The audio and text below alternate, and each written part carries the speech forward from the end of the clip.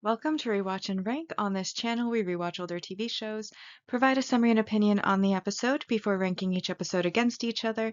Today's episode is Deathnote Live Action Episode 4.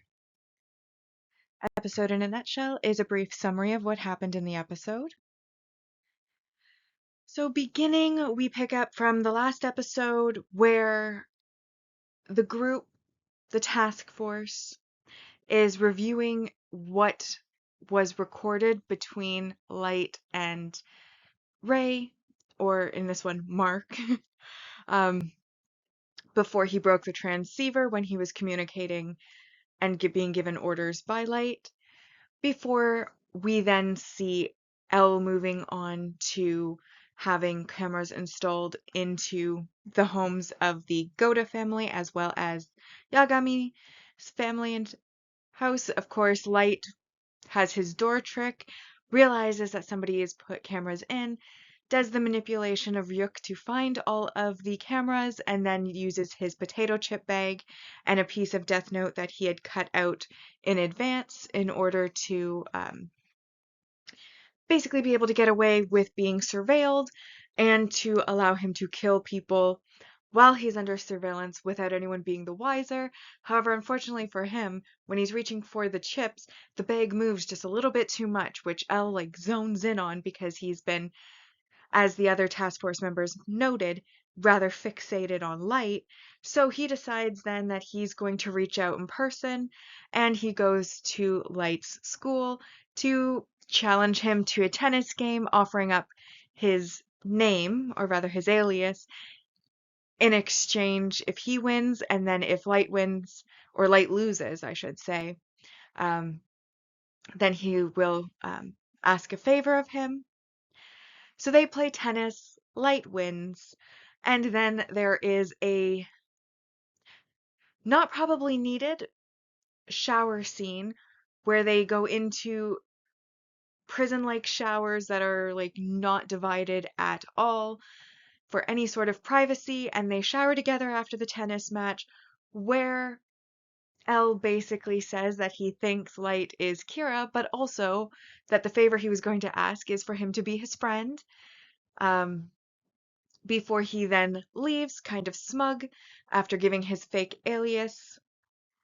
And Light then returns home, where there then is a breaking news, where criminals that Light wouldn't have chosen to target because their crimes were relatively small start to die of heart attacks, which does make Elle have little alarm bells that there is another Kira, because he realizes that these criminals were not put out to the public in the same way, and realizes that this Kira, because he does use the term this Kira, meaning that there is more than one, may only need a face to kill. So Misa sends a letter after killing some minor criminals, to try to put Light at ease and be less paranoid, to reassure him. Sends the police the letter. The police then say, nah, we're not going to work with you.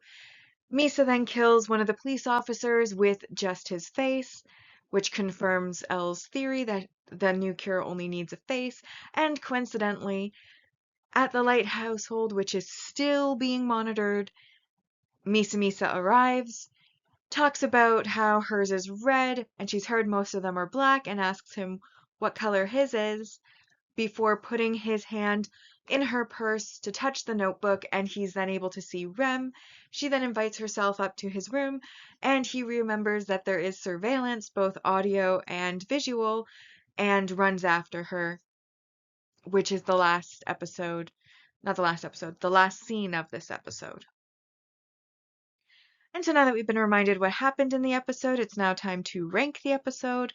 As always, we will be ranking on our mostly objective ranking list first, which uses set values of key storytelling elements to determine a score, followed by the personal ranking list, which is scored more so on entertainment value and opinion.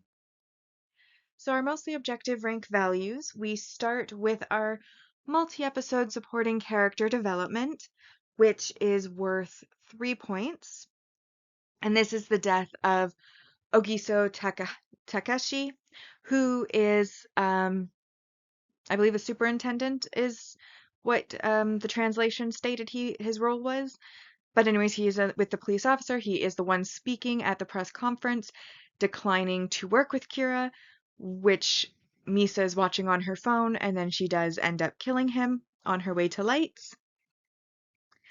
Next, we have multiple memorable moments that are worth 3 points each.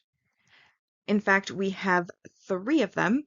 First one, of course, is the iconic potato chip murders, where he decides to pre-seal a little TV inside of the chip bag, bring it home, asks Sayu, "Do you want some of these?" And she says no, takes it to his room, and then kills within the bag of potato chips to hide it from the cameras that that Elle is watching.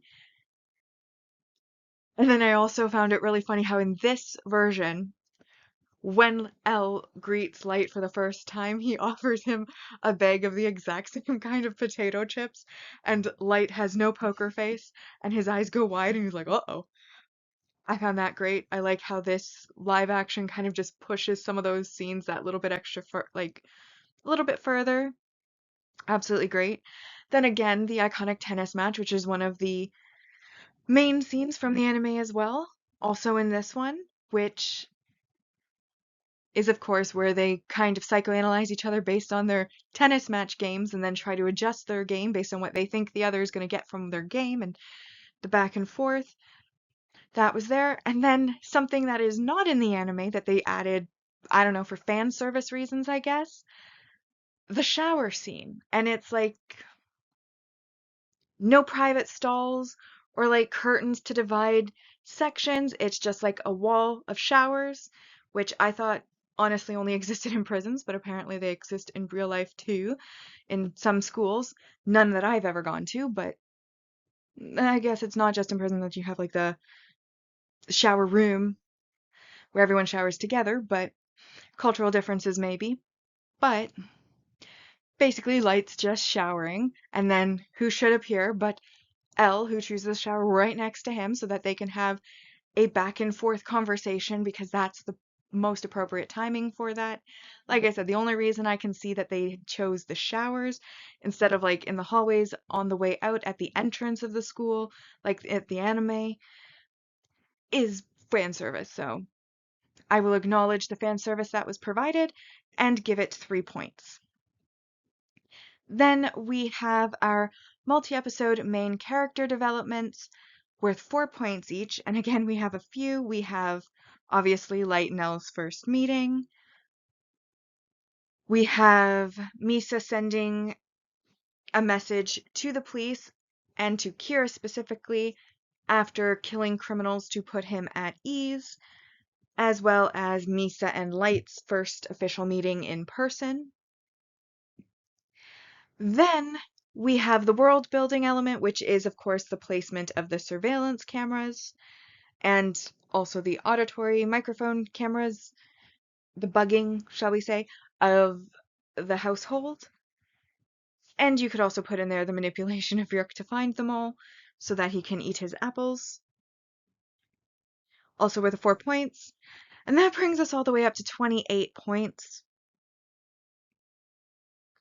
Negatives, I did find that there were a couple, not enough to make a difference to the score, but first off, invasion of privacy. To be fair, Soichiro, once he finds out about it, does give his permission after the fact, but obviously Light and Sayu, who is underage, did not consent to be on camera 24/7. Even if they are having the only female detective watch the female peoples. And then, of course, there's like the chief inspectors, I think they called him, Goda's household, which, again, none of them gave consent at all to be basically put on surveillance in their own home, and they're not even aware of the invasion of privacy. This is a very bad thing, so minus 2 points. And then there were also a couple of points in this episode where Mogi, he just like went off with like rage, standing up, his chair flying back, getting right up in the face, yelling, and it's like, I understand maybe being a little bit upset, but I don't think anything happened to warrant that over the top of a reaction. And I just labeled it as absurd rage because it's a little bit over the top, a little bit weird, a little bit excessive for the situation that we find themselves in.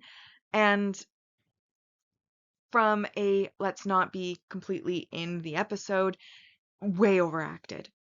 Way overacted. But I took 2 points for it because I thought it was absurd. Um, Still leaves us with 24 points, which then does make this yet another 10 out of 10 episode. And because the episodes are ranked in episode order on the mostly objective list when they have the same rankings, and we have not yet had one that isn't 10 out of 10, the ranking on the mostly objective side is 1, 2, 3, 4. However, we then come to my personal rankings, and I also ranked this episode a 10 out of 10. I did so because while there is a little bit of a boring lull between main events, it packed in a lot of iconic and memorable moments from the series, and they did so at regular intervals throughout the episode, so it always engaged your attention and it always entertained and it always kept well, I said engaged the attention. They also make a special point to note Elle's fixation. Like, Elle's like, oh, we're not going to be biased at all. And then they make a special point to note that he's fixated on Light. There's that shower scene that didn't need to be there, but I still find hilarious that it was included. Um, the potato chips, again, iconic. And like I said, in this series, I don't dislike Misa Misa as much as I did in the anime. She didn't know what the word paranoid meant, so she's obviously not as bright as I had thought on her initial introductions, but she's not as dumb, I believe, as the anime version, though I do feel just randomly showing up to a person's house is kind of weird, but then at the same time, again, it could be cultural differences, but I do feel like that's something like a celebrity might do. If like they know a big fan of theirs lives in a place, they might do one of those like PR stunts where they maybe like go and visit, or like, like there's those Make-A-Wish things where like celebrities will show up and maybe they'll do like a PR stunt outside of like a charity, or maybe there's a contest and they'll show up, give an autograph, give a meet and greet, something like that. So because she is famous, I don't think it's as weird as it otherwise could have been, but also just randomly showing up at someone's house is a bit odd. Either way, greatly enjoyed the episode. Did not see anything wrong with it. Got all the iconic scenes back to back to back to back. So 10 out of 10. And I then have our ranking being first place is episode 4, followed by episode 1, episode 3, and then episode 2 currently is in last place. Bringing us now to the series ranking so far, and on our mostly objective, we have the anime part 1 at 70.77%, anime part 2 at 31.82%. The live action currently has a perfect score of 40 out of 110. We'll see if it can maintain that. On the personal side, anime part 1 had a score of 60.38%. Anime Part 2, 49.09%, and then the live action so far has a score of 35 out of 110, which is also a very high score so far. And so with that, we've now rewatched and ranked Deathnote Live Action Episode 4. Like and subscribe if you'd like to, and I'll see you in the next episode.